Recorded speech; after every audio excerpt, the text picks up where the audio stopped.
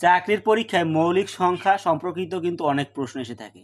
কোনটি মৌলিক সংখ্যা, কোনটি মৌলিক সংখ্যা নয়। আমরা যে কোনো সংখ্যা দেখেই বলে দিতে পারবো কোনটি মৌলিক সংখ্যা বা কোনটি মৌলিক সংখ্যা নয়। তার জন্য আমাদের যে কাজটি করতে হবে,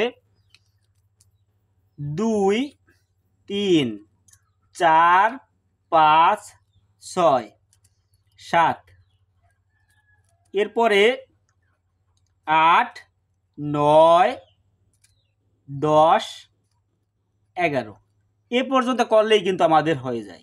এরপর আর লাগে না। সাধারণত চাকরির পরীক্ষায় এই 2 থেকে 7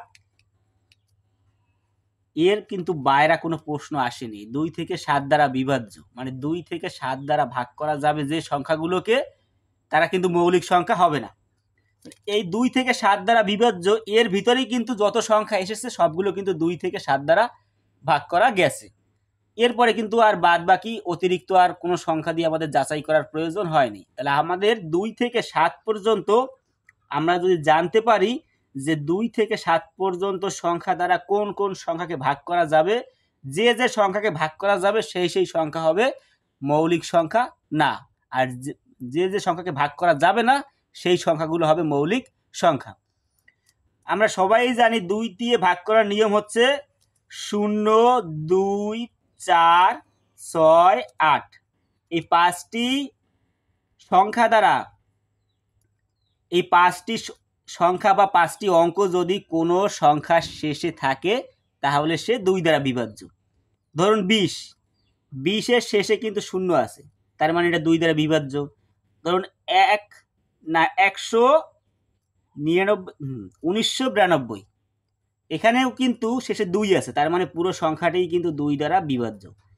3 দ্বারা বিভাজ্যের নিয়মও কিন্তু আমরা জানি যে সংখ্যাগুলো যোগ করে, সংখ্যাগুলোর অঙ্কগুলো যোগ করে, যেমন ধরুন আছে 81তে কি আছে, 8 আছে, 1 আছে, এই 8 আর 1 যোগ করলে হবে 9, এই 9 কিন্তু 3 দ্বারা বিভাজ্য, তাহলে পুরো সংখ্যাটাই 3 দ্বারা বিভাজ্য। 4 এর নিয়ম কি, 0 শেষে যদি 2টা 0 থাকে, অথবা আমরা 4 কিন্তু আমাদের যাচাই করা প্রয়োজন হয় না, কারণ 2 দ্বারা যাকে ভাগ করা যায় 4 দ্বারাও কিন্তু তাকে ভাগ করা যায়। আবার 5 দ্বারা কি নিয়ম, শেষে 0, কোন সংখ্যার শেষে 0 অথবা 5 যদি 155, মানে 0 অথবা 5 থাকলেই সে কিন্তু 5 দ্বারা বিভাজ্য। আবার 6 দ্বারা বিভাজ্য কি, 6 দ্বারাও কিন্তু আমাদের যাচাই করা লাগে না, 2 ও 3 দ্বারা বিভাজ্য হলেই সে 6 দ্বারা বিভাজ্য, তার মানে 2 ও 3 যে কোনো একটা থাকলেই কিন্তু হইল। 7 দ্বারা বিভাজ্য একটু ডিফিকাল্ট, এটা আমি দেখিয়ে দেব। 8 দ্বারা বিভাজ্য প্রয়োজন হয় না, কারণ 2 দ্বারা বিভাজ্য হইলেই সে 8 দ্বারাও বিভাজ্য হয়। 9 দ্বারা বিভাজ্য সবগুলো যোগ করে 9 দ্বারা ভাগ করলে 3-এর মতো, তাহলে 3 দ্বারাও যে যায় 9 দ্বারাও কিন্তু সে যায়। আবার 10 দ্বারা আমাদের প্রয়োজন হয় না, আমরা দেখেই বলে দিতে পারবো যে 10 দ্বারা সে 0 থাকলেই কিন্তু সে 10 দ্বারা বিভাজ্য। এরপরে 11 দ্বারা, 11টা একটু ডিফিকাল্ট, এই 7 এবং 11 এই দুইটি আজকের পার্টে আমি ভালো করে দেখিয়ে দেবো আপনাদের। এ নিয়ে কিন্তু আমার চ্যানেলের প্লেলিস্টে আপনারা অনেক ভিডিও পেয়ে যাবেন মৌলিক সংখ্যা, সেখানে কিন্তু আমি বিস্তারিত আলোচনা করেছি, এখানেও আমি মোটামুটি বিস্তারিত আলোচনা করে দেবো। এই অঙ্কটির দিকে যদি আপনারা লক্ষ্য করেন, কোনটি মৌলিক সংখ্যা, আমরা কিভাবে বুঝবো যে 4টির ভিতরে কোনটি মৌলিক সংখ্যা, আমরা এখানে এগুলো দিয়ে যাচাই করব। 2 থেকে 11 পর্যন্ত সাধারণত চাকরির পরীক্ষায় এতদিন পর্যন্ত যে প্রশ্নগুলো এসেছে সেখানে অ্যানালাইজ করে দেখা গেছে 2 থেকে 7-এর বাইরে কিন্তু আর যায়নি। এইগুলো থেকে অ্যানালাইজ করলেই আমরা কিন্তু পেয়ে যাব যে কোনটি মৌলিক সংখ্যা এবং কোনটি মৌলিক সংখ্যা নয়। 65 শেষে 5 আছে, তা আমরা কি জানি, 0 অথবা 5 থাকলে 5 দ্বারা বিভাজ্য, তার মানে এই সংখ্যাটি 5 দ্বারা বিভাজ্য, এটি মৌলিক সংখ্যা হবে না। 81, 8 এবং 9 যদি আমরা যোগ করি তাহলে পাবো 8 এবং 1, তাহলে পাবো 9, 9 কিন্তু 3 দ্বারা বিভাজ্য, তাহলে এই সংখ্যাটিও মৌলিক সংখ্যা নয়, মানে এই সংখ্যাটিও কিন্তু মৌলিক সংখ্যা নয়। তারপরে ধরুন আমরা 91 ট্রাই করি দেখি।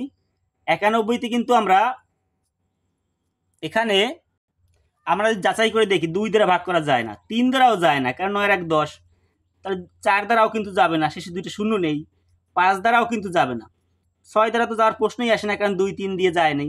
7 দিয়ে আমরা ট্রাই করে দেখি। 7-এর যে নিয়মটা, ধরুন এখানে আছে 91, এই যে শেষের ডিজিটটি আমরা কেটে দেবো এবং 1-এর ডাবল করবো, 1-এর ডাবল করলে কত হয়, 2, এই 2 আমরা বিয়োগ করবো, থাকবে কত, 7। এই 7 কি 7 দ্বারা বিভাজ্য, 7 অক্ষে 7, হ্যাঁ, তার মানে পুরো সংখ্যাটি 7 দ্বারা বিভাজ্য।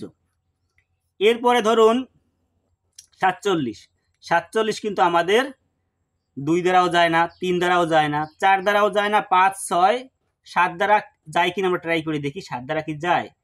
7-এর ডাবল করলে 14, তার মানে এটা কিন্তু যাবে না। 7 দ্বারাও যায় না, 8 দ্বারাও যায় না, তার মানে 9 দ্বারাও কিন্তু যাবে না, 10 দিয়েও যায় না, 11 দিয়েও যায় না। তার মানে আমরা বুঝতে পারতেছি 11 দ্বারা নিয়ম আমি একটু পরে দেখিয়ে দিচ্ছি, যে আমরা এটা কিন্তু দেখেই বুঝতে পারছি যে আমরা জানি 4, 11, 44, 5, 11, 55, তার মানে এটা কিন্তু 11 দিয়েও যাবে না। এখানে আমাদের মৌলিক সংখ্যা হবে কিন্তু এই 47, এই সংখ্যাটি মৌলিক সংখ্যা। এভাবে কিন্তু আমরা যাচাই করতে পারবো কোনটি মৌলিক কোনটি মৌলিক নয়। আর আমরা যদি 11 দিয়ে যাচাই করে দেখি, 11 আমরা কিভাবে বুঝবো যে কোনটি 11 দ্বারা বিভাজ্য এবং কোনটি 11 দ্বারা বিভাজ্য নয়? ধরুন আমরা একটি সংখ্যা নিলাম 1357।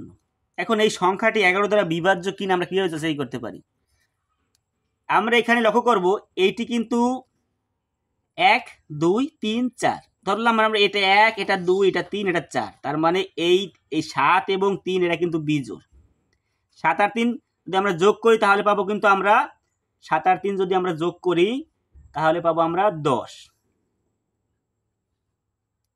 এরপরে আমরা যদি এই দুইটা যোগ করি, এই দুইটা কিন্তু জোড়, তাহলে 5 আর 1 6, যদি 6 বিয়োগ করি তাহলে আমরা পাবো এখানে 4। যদি আমরা এই যে বিজোড়গুলো 1 করে যোগ করব এবং জোড়গুলো 1 করেও যোগ করব, যোগ করে আমরা বিয়োগ করে দেব। বিয়োগ করার পর বিয়োগফল যদি 0 আসে অথবা 11 এর গুণিতক, 11 এর গুণিতক হয়, মানে 11 এর গুণিতক 11, 11 দুগুণে 22, 3, 11, 33, এরকম 11 এর গুণিতক হয়, তাহলে সংখ্যাটি 11 দ্বারা বিভাজ্য। সংখ্যাটি 11 দ্বারা বিভাজ্য। আশা করি আপনারা বুঝতে পেরেছেন। আরেকটি যদি আমরা ট্রাই করি, ধরুন 143, এর বিজোড়গুলো আমরা আগে নেব। বিজোড় 3 এর 1 4 বিয়োগ জোড়, জোড় তো একটাই আছে, তাহলে 4, 4 আর 4 যদি আমরা বিয়োগ করি পাই 0। এই যে আমরা 0 পেয়ে গেলাম, তার মানে এই সংখ্যাটিও 11 দ্বারা বিভাজ্য। আর 7 দ্বারা বিভাজ্য সেটা তো আপনারা বুঝতে পেরেছেন। যদি সমস্যা থাকে আমার চ্যানেলের প্লেলিস্ট থেকে আপনারা কিন্তু দেখতে পারেন এবং 7 এবং 11 দ্বারা কিভাবে ভাগ করা যায়। এই প্রশ্নটিতে আমাদের বলেছে কোনটি মৌলিক সংখ্যা নয়, মানে এখানে 3টি হবে মৌলিক সংখ্যা, একটি মৌলিক সংখ্যা নয়, যাকে আমরা ভাগ করতে পারবো সেই মৌলিক সংখ্যা নয়। এখানে আমি একবারে দেখিয়ে দিচ্ছি, এই 63 কিন্তু 6 এবং 3 যোগ করলে হয় 9, 9 কিন্তু 3 দ্বারা ভাগ করা যায়, তাহলে এটি মৌলিক সংখ্যা। আর বাদ বাকি কিন্তু এগুলোর আমরা কোনো কিছু দ্বারাই ভাগ করতে পারবো না, শুধু 1 এবং এই সংখ্যা দ্বারাই আমাদেরকে ভাগ করতে পারবো, তারাই হচ্ছে মৌলিক সংখ্যা। আজকের পার্ট এই পর্যন্তই। ভিডিওটি ভালো লাগলে সবাই লাইক, কমেন্ট এবং শেয়ার করবেন। আর এই ধরনের ভিডিও যদি আপনারা আরও পেতে চান অবশ্যই চ্যানেলটি সাবস্ক্রাইব করবেন। ধন্যবাদ সবাইকে।